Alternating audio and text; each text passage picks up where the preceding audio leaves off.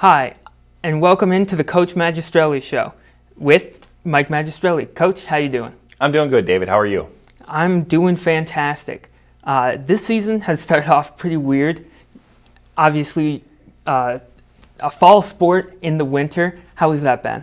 Well, obviously, like you said, it's been weird is probably a good way to put it. Obviously, when the pandemic hit last spring, we're getting ready, gearing up for spring practice, those type of things, and obviously, not able to have spring practice, and you weren't quite sure how long that would be in effect. And obviously, you're hopeful to have a fall season, and then as you kind of get inch closer to fall, you started to realize that fall was not going to happen. And so, we're certainly excited about the opportunity to be able to play games here in the winter/spring and get some games in that way. But again, it's been anything but obviously typical this year.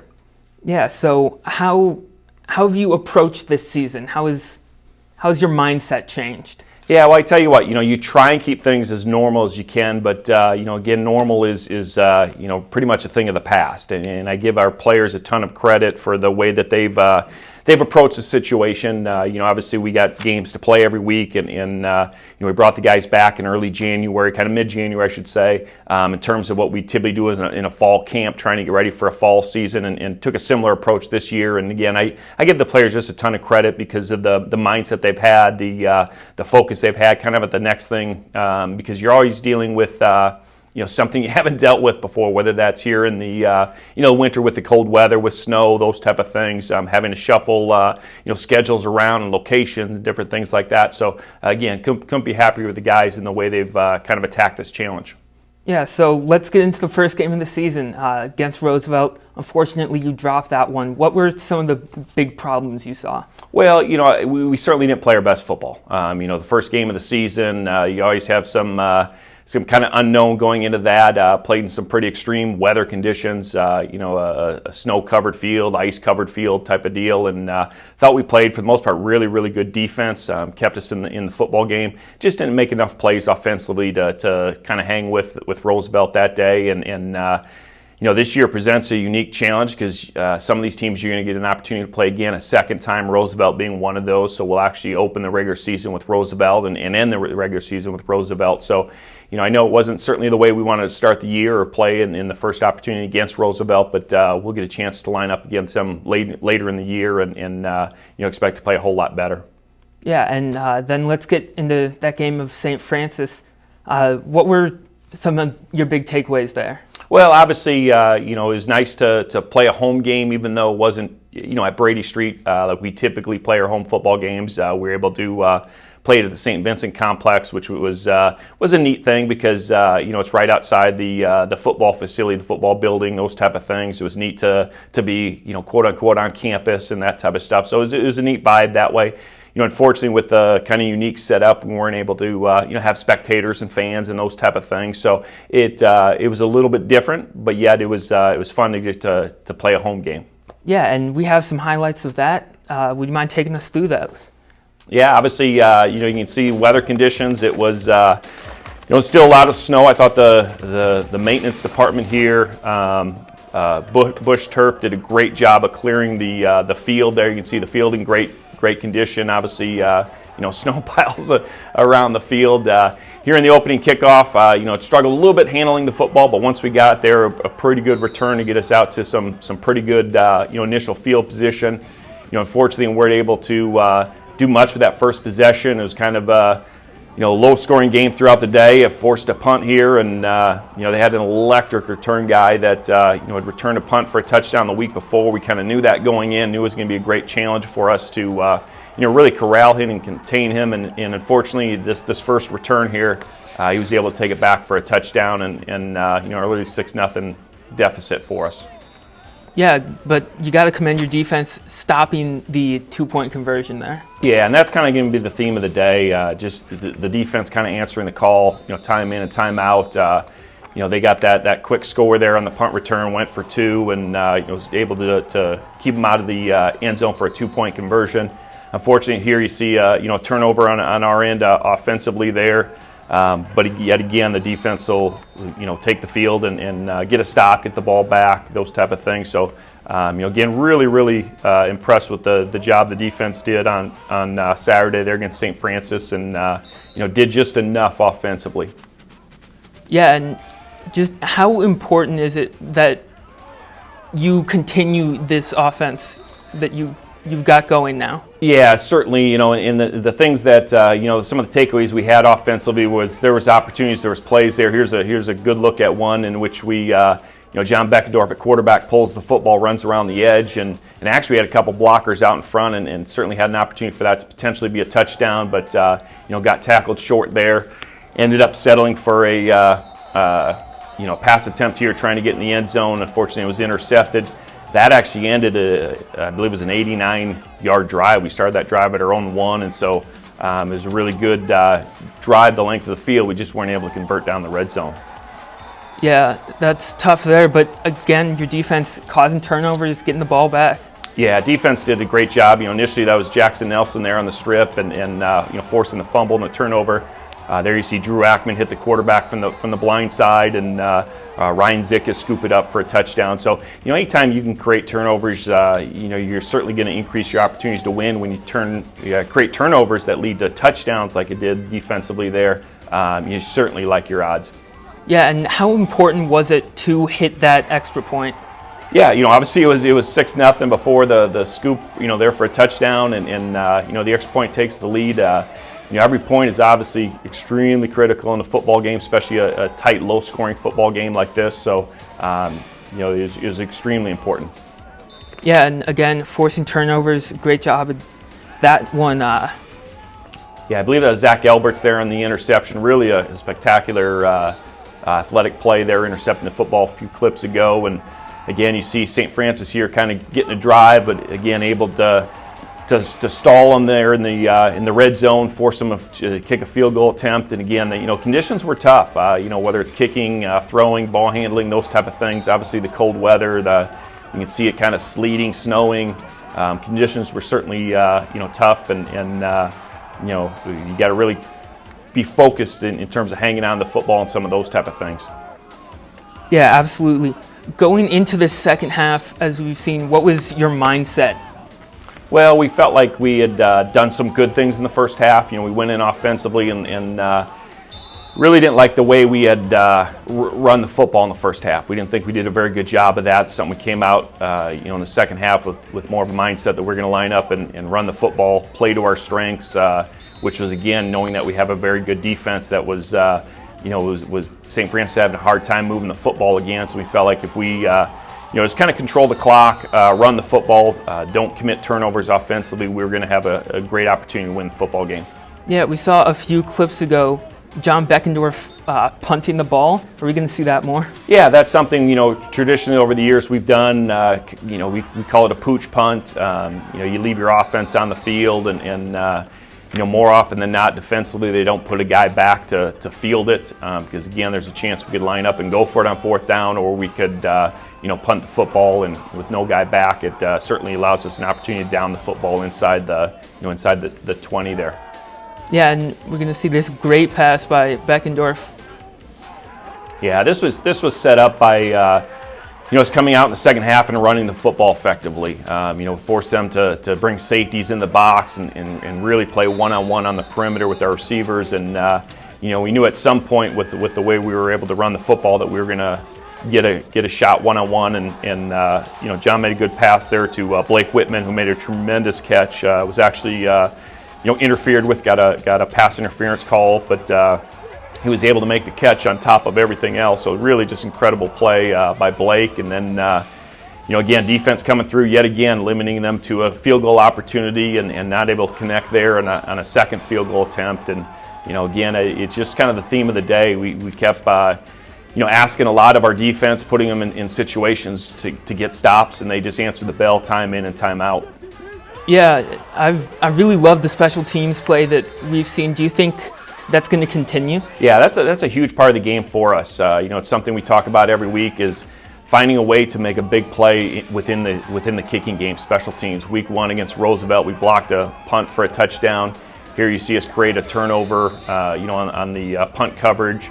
and then obviously closing out the game with yet another interception there. So, just an outstanding job defensively. I talked to the guys afterwards and really felt like it's one of the best defensive performances really in my time here as the head coach. When you consider the situation, the low-scoring game, the number of times we put them out there needing to get stops and able to do that, time after time defensively, create as many turnovers as we did, interceptions and fumbles, those type of things. Just thought it was an outstanding performance, defensively, and again, something that offensively we did just enough, but we know we can certainly do a lot more.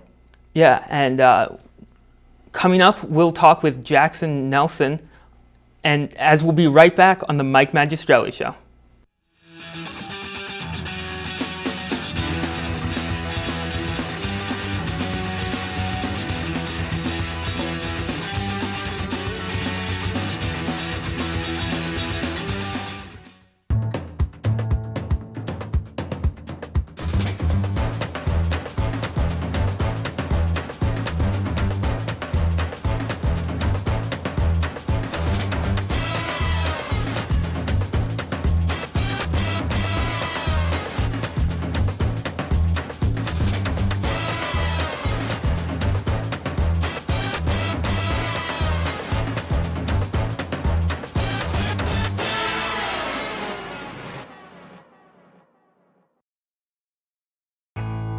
We're more than a radio station. We're your neighbors, investing time in our community. We're mentors, guiding the next generation of broadcasters. We're supporters of veterans, partners with social service agencies, and investigators of history. We're dedicated sports fans. We're committed to the stories that make the Quad Cities unique. We are KALA Radio, 88.5 FM, 106.1 FM. Turn it on, turn it up. Hi, and welcome back to the Mike Magistrelli Show. Here joining me, Jaxon Nelson, an outside linebacker. How you doing, Jaxon? Good, how are you? I'm doing fantastic. As we've talked about, this season has been anything but ordinary. Mm-hmm. Can you give us some examples of how that's been for you? Yeah, I mean, it's like nothing we've ever experienced before. The cold weather, we had a whole entire week of practice where we had to go from 10 p.m. to 11 p.m. in the rec center because it was too cold to practice during the day outside. So, I mean, there's just so many different variables that we got to deal with this year. But, I mean, like coaches instilled since we came in as freshmen, you really just got to battle adversity and just kind of play the cards you were dealt. Yeah, absolutely. What is something you hope to accomplish? It is your senior year. What's one thing you really want to get done before you leave? Well, obviously the main thing on the list right now looking forward is a conference championship, number one team in the conference. We had an opportunity right now, conference play starting this week. This one's a huge one. So, yeah, if we can get out running in the conference, win the conference race, and then move on to the next goal of making a run at the national title.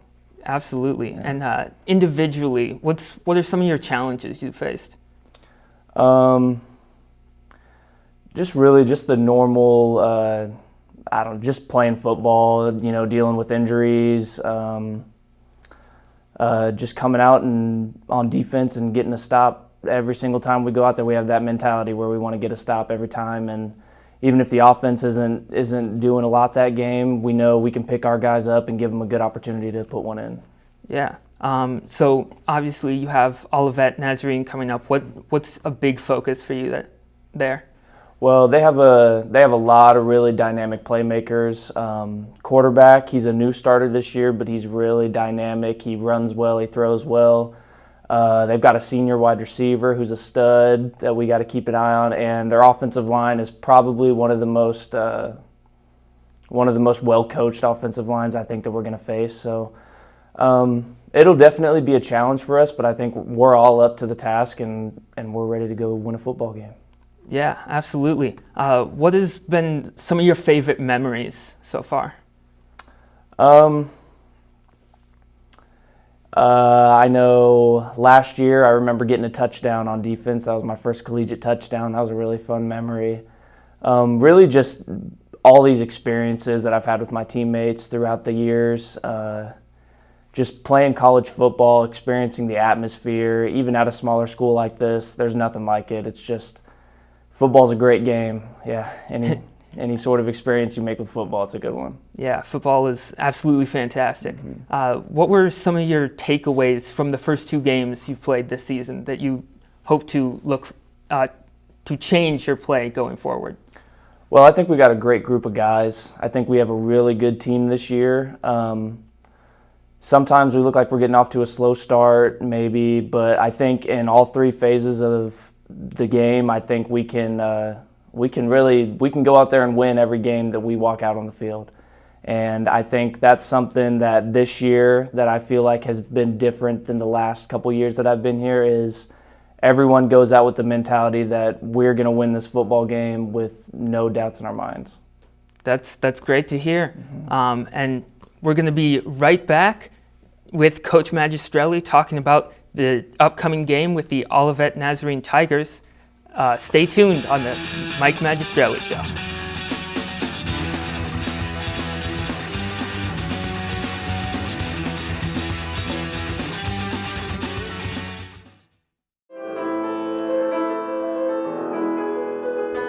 Being a music major at St. Ambrose University has allowed me the opportunity to get to know all of the professors on a personal level, and they all care about my own growth as a musician. It's really nice to be learning in an environment where I can maybe sometimes have conversations with the professors outside of class who obviously want to help me learn, and that is their main goal. And it's easy to get that interaction from them. The opportunities that you get to perform in and outside of class, there are many of them, and all of them are great ways to meet the right people that might help you get started in your piano career, life as a musician. And that's definitely something that's helped me, something that I've loved about being here. I would recommend it for other people for the same reasons.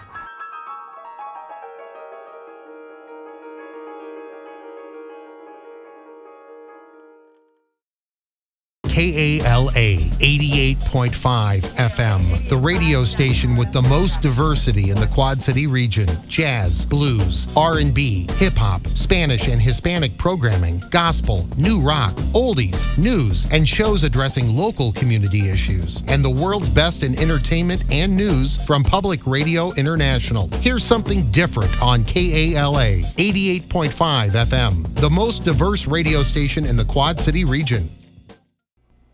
Welcome back to the Mike Magistrelli Show with Coach Magistrelli. We're going to start talking about the Olivet Nazarene Tigers game.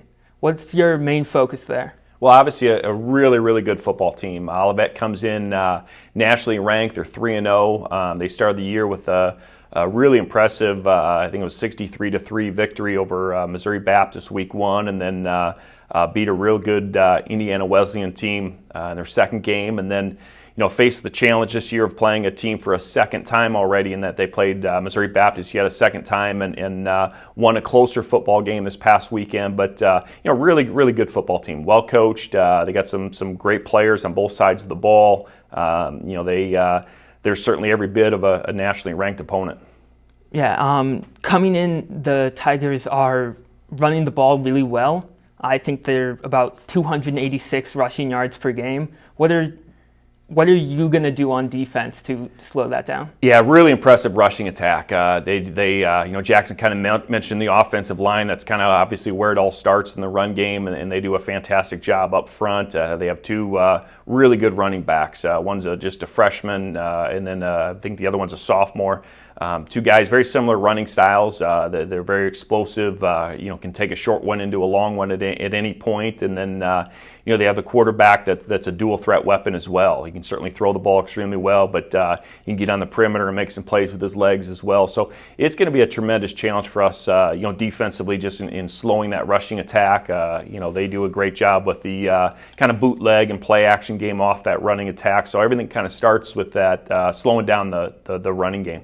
Yeah, you mentioned that offensive line. They haven't given up a single sack all year. Are you planning on changing your game plan to attack that? Well, hopefully we can find a way to get pressure on the quarterback. That's something we typically do quite well defensively, and obviously, you're going against an offense that, like you mentioned, has done a great job not only protecting the quarterback, but limiting the situations of third and long where most teams have to throw the football. So, I think some big keys for us will be again slowing down that rushing attack on first and second down, forcing them into some of those third and longs where we can kind of pin our ears back and hopefully get after the quarterback, pressure him, and those type of things. So. That'll certainly be a big challenge for us.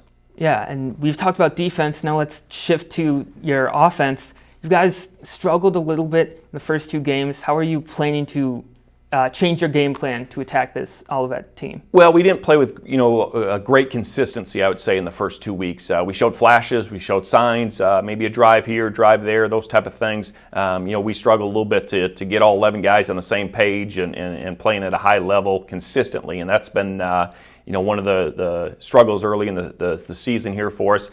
We did have an opportunity this past week to have a bye week and really use that to kind of clean some things up and feel like we had a great week of practice. Certainly, feel like we're ready to go for the great opportunity and a great challenge that Olivet presents, because they are a very, very good defensive team along with an outstanding offense.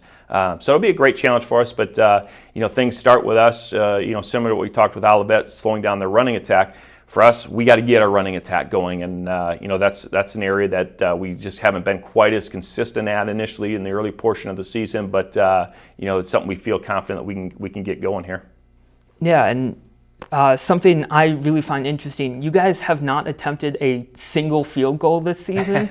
Is that intentional or just happenstance? Yeah, it's just kind of happened that way. We have Tom Gillens, our kicker. He's a very, very good kicker, and we've had a couple, extra point opportunities, those type of things, and he's done a great job with that. But certainly have a lot of confidence in Tom and the field goal team. We just haven't been in some of those situations to be able to attempt a few field goals yet. And then focusing on your quarterback, last year you guys kind of cycled through a couple different quarterbacks on different drives. And you haven't done that this year. Are you planning on switching that up? Well, obviously John Beckendorf, won the quarterback job, this fall and played the first 2 games. And I think John will be the first one to tell you that, he'd like to play a little bit better at times. But he's done some really good things with his legs. He's actually our leading rusher after 2 weeks and certainly adds a nice element to our offense that way. And, he's a guy that, has big play capability really at any time. Just does a nice job throwing the football, but can scramble around and extend plays. And then obviously there's some of that's designed quarterback runs. So, again, he'd be the first one to tell you, hey, I'd like a couple throws back or this, situation back. But, he's a guy that's learns from the situations that he's put into and the game reps and all those type of things. So certainly, know that John will play extremely well. Yeah, absolutely. And coming into this game, what's something you really want to change or attack? I think getting off to a good start. Olivet's a team that traditionally, usually scores a touchdown their first drive. They're very, very good at that. And so, getting a stop there defensively on the first possession, and then obviously, putting points on the board early in the football game. Starting out with the lead and get that confidence right off the bat, I think will be a big key for us. So that's something we want to obviously do every week, but I think it's really even more critical this week. All right, Coach, thank you so much for stopping by and giving us this opportunity to talk with you. And for everybody at home, be sure to listen along Saturday at 3 o'clock on KALA. And that's it for the Mike Magistrelli Show.